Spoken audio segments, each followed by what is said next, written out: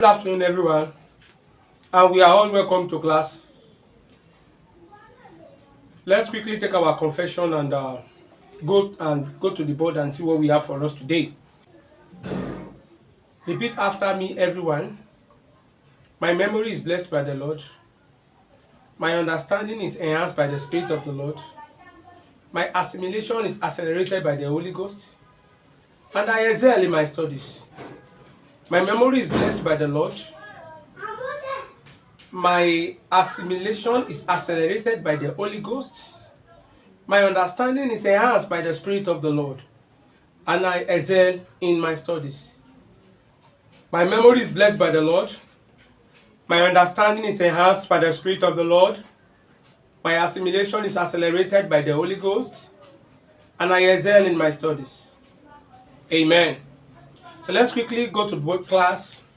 Welcome to class today again. Today we are taking Venn diagram. Venn diagram. Now, what is Venn diagram?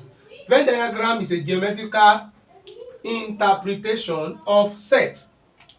Geometrical interpretation of sets using diagram, which shows the different relationship between sets. Now, when we have our pictures or diagram that is used to interpret the relationship between two sets, then such diagram is called Venn diagram. So Venn diagram is a diagram that is used to interpret the relationship between two or more sets. So that is Venn diagram.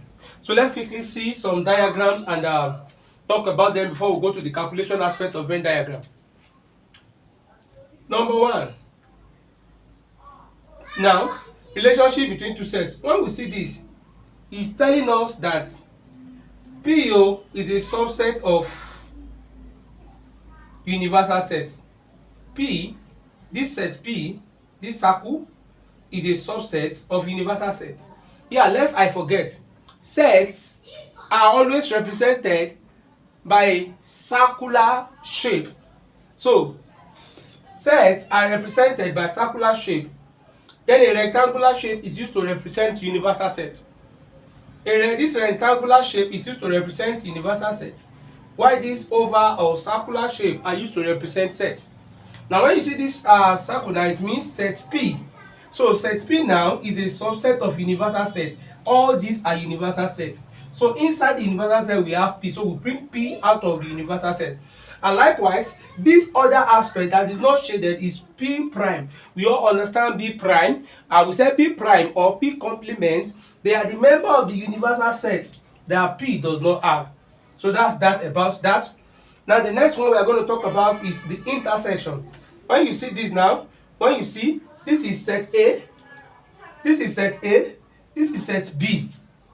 So this particular shaded area is what A and B has in common. What does A have and B has? So this particular shaded area is why we are going to put what A has and B has. And of course, what A has and B has is what we call intersection. So that's why I say A intersection B. What does A has? What does B has? We write them here. So those are A intersection B. Good. The third diagram that we have on the board, you can see that all the elements in X and Y are shaded. This is X. We can see that all the elements in X and Y are shaded. So X and Y, we are talking of X union Y. So we combine them together. Everything in X, everything in Y combined together gives us X union Y. You can see everything in X and everything in Y is shaded. Now look at the fourth diagram. First diagram, you can see that it's only Q that is shaded. What does Q has? Only Q. What does only Q has? So now this is what with this diagram now is talking about P prime intersection Q. P prime intersection Q. What are the things that are in the universal set that P does not have, the entire P? And we now use it to we now intersect it with what Q has. So that's what we have as only Q alone. Do we understand that? Now that's it. P prime intersection Q. Then of course this one means P union Q, like this one too. You can see it. P union Q, sorry. P union Q prime. P union Q prime. That is what this one means. So let's take our time to study this diagram, everybody. We will come back to ask us questions about the diagram. Please, let's make sure that we know the meaning of each diagram. What is it talking about? What does it mean? All right, thank you very much. And of course, if we want to use three sets now, if we want to use three sets, I think these are the basic things that we need to know. So now, what I will first give you as assignment is, now having knowledge of two sets, now I would like you to use three diagram now, three sets. Now this is what I said you should do. So assuming we have set A, set B, and set C. Set A, set B, and set C. So what's this place going to be? What's this place going to be? What's this place going to be? What's this place going to be? Then E, F, and G. Okay, let me quickly explain. Let's not waste our time. Of course, this place is the general intersection. What's common to A, common to B, and common to C?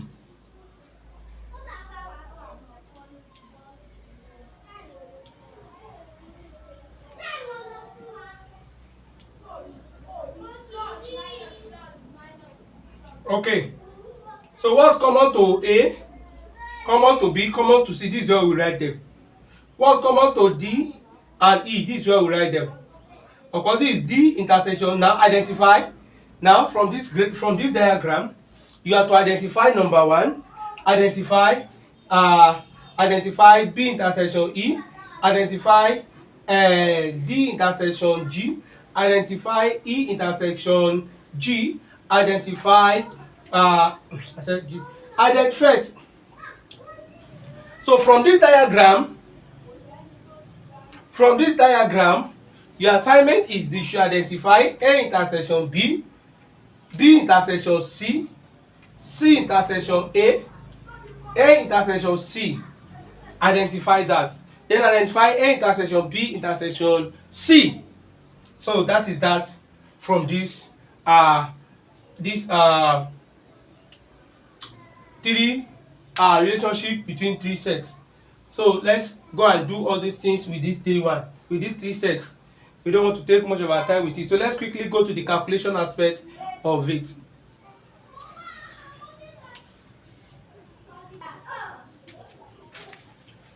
All right, we have gotten two questions here. Let's quickly solve them before we see another set of questions. A solution. Number one says we should use Venn diagram to illustrate the following information. Universal set. It means all the elements in a set. So the very first thing is you draw your rectangular box. Good. So how many sets do we have? We have set P, set Q, and set R. So draw the circle. Set P, set Q, set R. Set P, set Q, set R. So the first thing to do is let's first of all fix the intersection. So we said here is the general intersection that is common to P, to Q, and to R. When you see this is the point. Okay, let's look at what is common to P. 2 is common to P, 2. So it's common to both sides. Everything, 2. Is there any other thing again? So there is nothing common again, just 2. So you write it at the center here. Alright. Then P, the next thing is let's see P intersection Q. P intersection Q, what's common between P and Q? We have 2 already, we've written it. Is there. We have what else?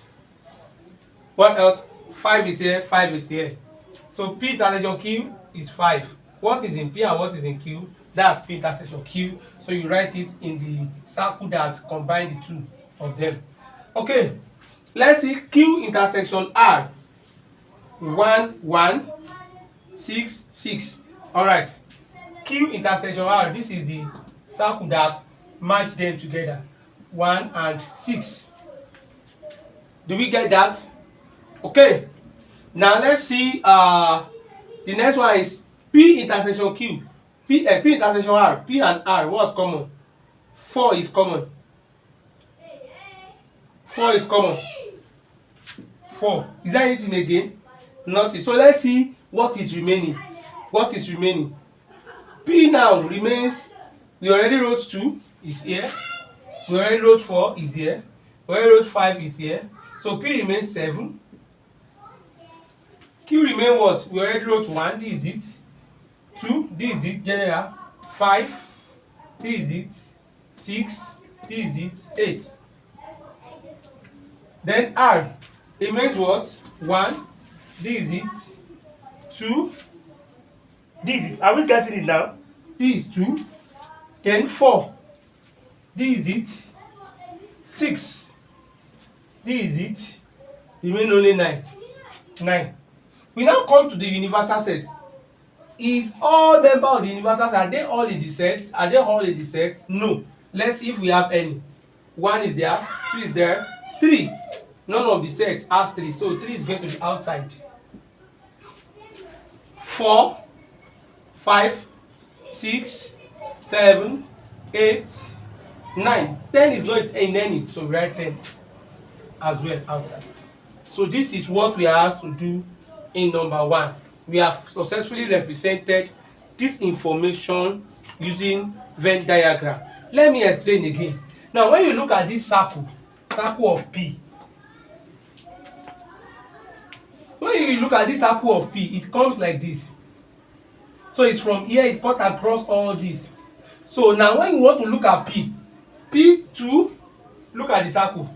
2, 4, 4, 5, 5 is still within the circle. 7 is still within the circle. I hope you understand. So now one thing I want us to observe is what we write in only P. In only P like this. Once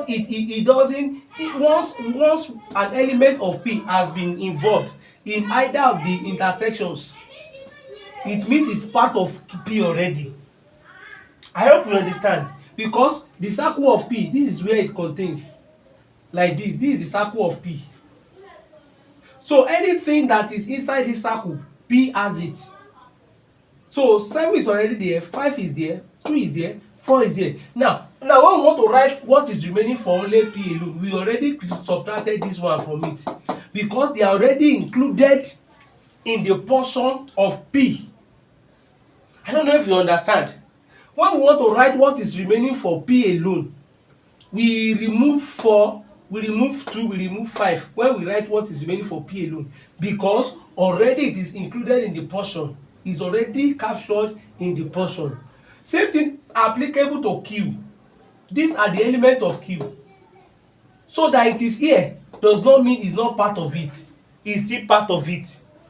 But if we want to write only what Q only has now, what is only peculiar to Q, the element that is peculiar to Q, we write only 8. Because already we have written the remaining one. When we look at the diagram, this is the portion of set Q. So all these ones are part of the portion of set Q's. So now, the example we are going to do next now doesn't have, we were not given the set like this. So what I want to bring out now is every of the intersection was removed from what only Q has, from the element of Q alone. Are we getting it now? From the element of Q, from this element now, we can see it. So we subtract all this from it to have only this. So that's what I want you to open your eyes and see. Same thing applicable to R. Alright, let's continue. Example 2 now. That's where we are going to be seeing what I told you about. In a class of 32 students,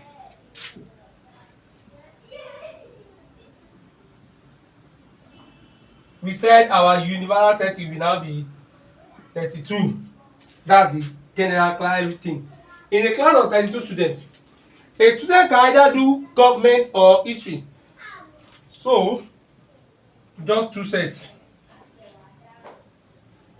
One is government and one is history. Gov, East. Okay. One can do government or history, or they can do both. Of course, you know this is the both. Okay, if 16 students do government, 16 government, are we getting it now? And they said 18 do history, how many does both? Look at it now, we have represented all. And don't forget, as I explained the other time, that government set is all this portion, so automatically this place too is part of government, this place is also part of history. So when we were doing it here, you see we removed all these ones before we got this one, so it means whatever is here must be removed from this, whatever is here must also be removed from this. Do we understand that? Now the number of the number of those that did both now will be here, else we don't know it, so we need to subtract it from this and equally subtract it from this. Is that gotten? All right. Then they said do both and 3 do none. 3 and 3 do none. 3 of course is not x, is not history, is not government. Like what we did for this one, is not in p, is not in q, is not in r, so you write it outside of any of the circle. Is that gotten? So this is the representation of the information in a Venn diagram. So now to calculate the number of students that did both, you add up everything and make it equal to your universal set. So that's this 16 minus x plus 18 minus x plus 3 equal to the universal set 32. So now, of course, you know this, we cancel this to give us 0, minus x plus z will give us 0. You now have 16 plus 18, that's 34. Yep, that's 34 minus 2 plus 3 equal to 32. So now add this and this. This is minus x. This and this are common times, you can add them. So you have 37 minus x equal to 32. Then we now have, of course, you know we collect like times.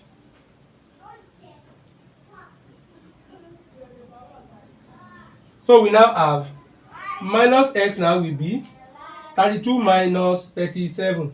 So minus x will be what? Minus 5. So we divide both sides by minus. Divide both sides by minus. Then our x now will give us. Then our x now will give us 5. So that's the number of this. You see, when you subtract 5 from this, add 5 to this, subtract 5 from this, add it to 3, you will get 32. It's what I said.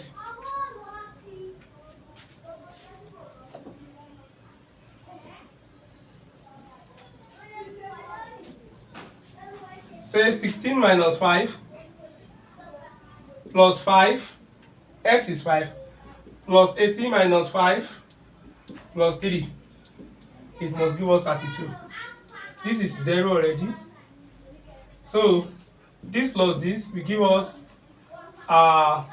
this plus this will give us 34. 34 plus 3, that's 37. 37 minus 5, that's 32. So this is how to check if your answer is correct. This is how to check if your answer is correct. Then this is how to find x. I hope you understand that. Alright, let's quickly take 2 more examples before we call it a day. Alright, here is the remaining 2 questions, number 3 and number 4. So let's quickly solve them. Solution. Out of 400 students, so a rectangular universal set. Out of 400 students in the final year in a senior secondary school, 300 are offering biology.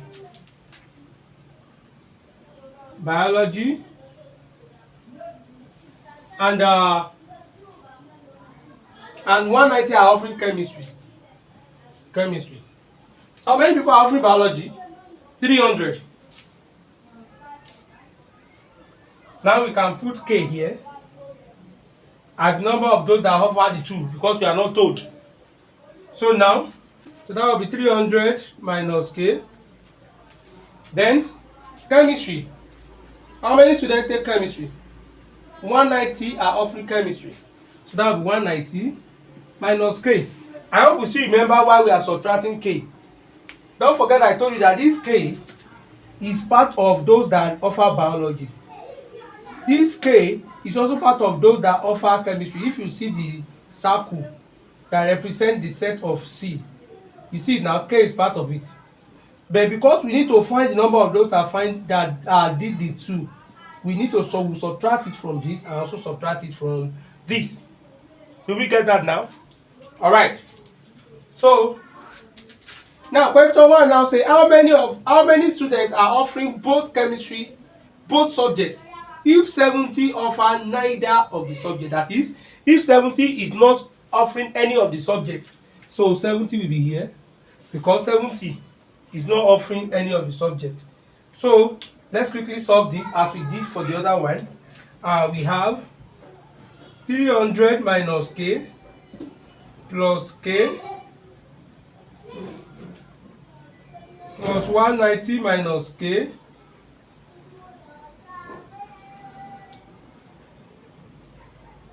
then plus 70 equal to total number of students, universal set. All right, let's quickly do the calculation. That 300 plus 90, that's 390. 490. 490 plus 70, that's this is 16, this is 560. So we have 560, k minus k is 0, plus k, minus k equal to 400. So collect the like times. Minus k will give us 400 minus 560. Then minus k will give us what? Minus 160. Then minus cancel minus, k will give us 160. I hope you understand that. Okay. Now we are now told that if we are told that number 2, how many students offer both? How many students offers at least one of the subject? Now we are talking of students that offer at least one. So students that offer at least one of the subject will be students that did this, and that did this. So let's see that. So those that did biology, they have done biology 1.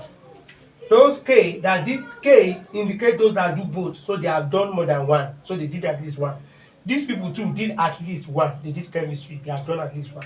So this now will be 300 minus k plus k plus 190 minus k. So now let's collect the like times. This will be k can cancel k. Then you have this plus this, that's 490 minus k. So, but our k is 160.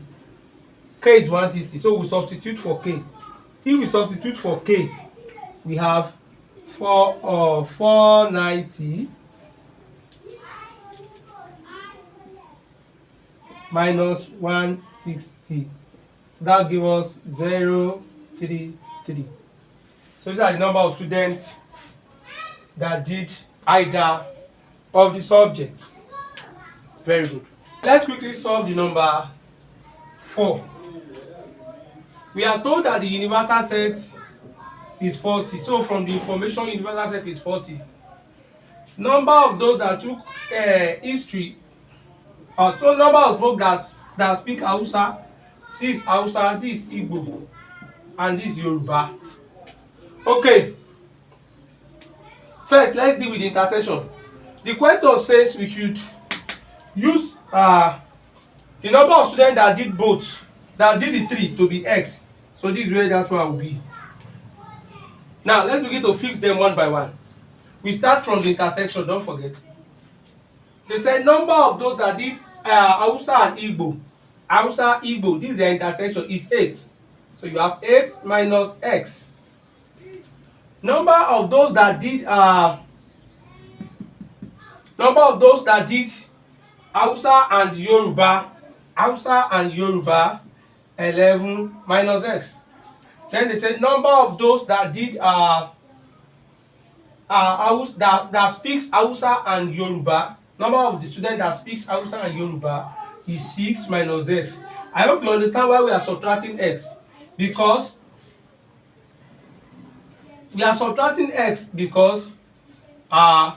this x, this circle is part of this. Are we getting it now? This circle for intersection is part of this general intersection. So we are going to be subtracting what we have from the general intersection from what we have in each of the intersections. That's why we are subtracting it from it. Now, let's fix those that did Hausa. Now, they said for Hausa, 24 did Hausa. So now, to get the number of those that did Hausa now will be what? 25 minus, we were told that 8 did both. 8 and Hausa and Yoruba too, 11 did both, minus 11. So what's our answer going to be now? That will be 28 minus 19. So 28 minus 19, this is 6. So that's number of 28 minus 19, 6. Now, you see this universal x. You know we have subtract this, and we still have one x here for the general intersection. So what you have here for the general intersection, you add it to each of the languages. I hope you understand. Now, let's do for the second one. Number of those that speak Igbo now will be what? 16 minus, let's see their intersection. Igbo and Hausa, 8 people. Igbo and Yoruba, 6 people. So we subtract it from it. So that will give us 16 minus what? That's 14. And that will give us 2. So Igbo now is 2 plus x. Do we understand it? Now, then for the last one, Yoruba. Number of those that speak Yoruba now. Number of those that speak Yoruba will be what? 21 minus Yoruba and Hausa 11. Yoruba and Igbo 6. So that will be 21 minus 17. So that will be 4. So those that speak only Yoruba now is 4 plus those that speak both. Please, do you understand it now? Let me come again. We are told that 8 speaks Hausa and Igbo. 11 speaks Hausa and Yoruba. So if we want to represent those that do Yoruba, we first subtract those that speak the 2. We subtract it. You now add those that speak general. Those that speak general, all of them. Those that speak the 3 languages, you add it. So that's how to get this. So this one too, we are told that 16 is the one that speak Igbo. So, and we are told the number of those that speak Igbo and Hausa are 8. Those that speak Igbo and Yoruba are 6. So subtract them. That's it. You have 2. So the 2 now you add s to it. Do you understand it now? Good. Then you do the same for Yoruba. That's how we got 4. Then we add x to it. So in a nutshell, you subtract those individual intersections from the major set, then you add the general intersection to each of the sets. I hope you understand that. Subtract the intersections from each of the sets, then add the general intersection to each of the sets. That's it. All right. So this is the Venn diagram that we are asked to calculate, that we have to do. Now the last question say we should calculate x. To calculate x is just addition of everything, equate it to 40. So that will be b now is 6 plus x plus 8 minus x plus 2 plus x plus 6 minus x plus 4 plus x plus 1 minus x, 11 minus x plus 6 plus x equal to universal set 40. All right. So let's quickly add what we have here. 6 plus 8 plus 2, that's 16. That's 16 plus 6, that's 16 plus 6, that's 22. 22 plus 10, that's 32. So by the time you add, it will give us 37 plus x equal to what? 40. Let's confirm that addition. 2 plus 6, that's 8. Okay, let's say 6 plus 4 plus 6, that's 10. Plus 2, that's 12. Plus 8, that's 12 plus 8, that's 20. 20 plus 6, 26. 26 plus 11, that's 37. You see like that? So that gives us 37. So we calculate the like times. So we have our x now will be 40 minus 37. S is 3. So x is 3. Now you can be asked what's the number of those that speak Hausa now. That will be 6 plus 3, 9. Number of those that speak Yoruba, 2 plus 3.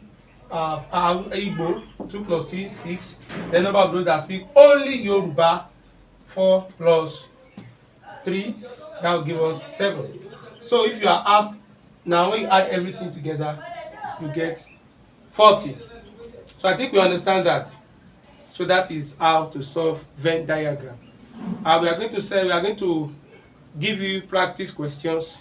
We'll give you practice questions, and I would like you to try lay your hand on the practice questions and submit to our WhatsApp number 090-660-46776. We'll be expecting the solution there. Thank you very much.